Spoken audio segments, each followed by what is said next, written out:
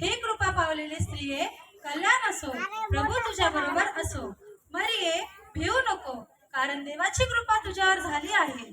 पहा, तू गरोदर राशील व तुला पुत्र होईल. त्याचे नाव तू येशू असे ठेव.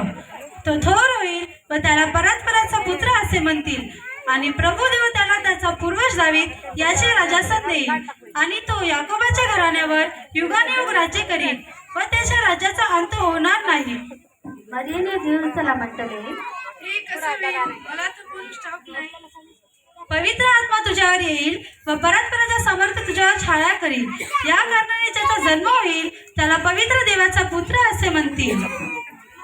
पहा, मी प्रभूची दासी, आता सांगितल्याप्रमाणे मला हो. मग देवदूत तिच्यापासून निघून गेला. मरिया हिचे योसेफास वागदल झाल्यावर त्याचा सहवास होण्यापूर्वी ती पवित्र आत्म्यापासून गर्भवती झालेली दिसून आली. तिचा पती योसेफ नीतिमान होता व तिची बेआबरू करण्याची त्याची इच्छा नसल्यामुळे तिला गुप्तपणे सोडण्याचा त्याने विचार केला. असे विचार त्याच्या मनात घोळत असता पहा, प्रभूच्या दूताने त्याला स्वप्नात दर्शन देऊन म्हटले,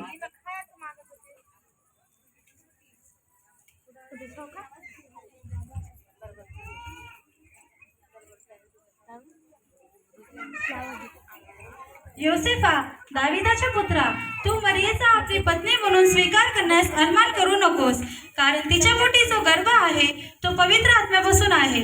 तिला पुत्र होईल आणि त्याचे नाव तो येशू असे ठेव, कारण तोच आपल्या प्रजेला त्यांच्या पापांपासून तारेल. हे सर्व अशासाठी झाले की संदेष्टाच्या द्वारे जे सांगितले ते पूर्ण व्हावे. ते असे, पहा, कुमारी गर्भवती होईल व तिला पुत्र होईल. त्याला इमानुएल हे नाव देतील. या नावाचा अर्थ आम्हा बरोबर देव. तेव्हा झोपेतून उठल्यावर त्याने आपल्या पत्नीचा स्वीकार केला.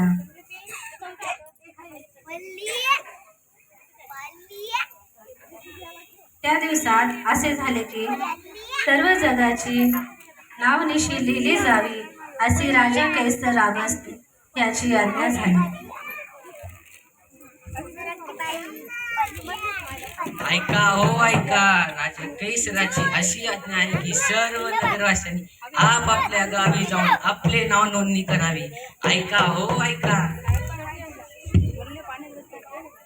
तेव्हा सर्व लोक आपापल्या गावी नावनिशी लिहून द्यावयास गेले. योसेफ हा गावी